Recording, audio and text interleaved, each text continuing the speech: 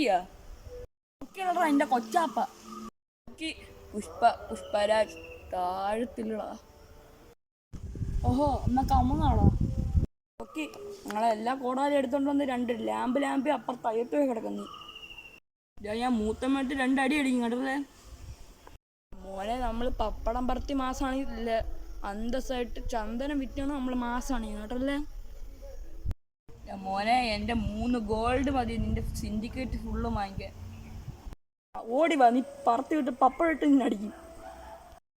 ഞാൻ പോകുന്നു, നിന്റെ അടുത്ത് സംസാരിക്കാൻ എനിക്ക് സമയമില്ല. അടുത്ത ഗോൾഡ് എനിക്ക് കുടിച്ചെടുക്കണം. എനിക്ക് സമയമില്ല നിന്റെ അടുത്ത് സംസാരിക്കാൻ. അടുത്ത ചന്ദനം വേണ്ടി.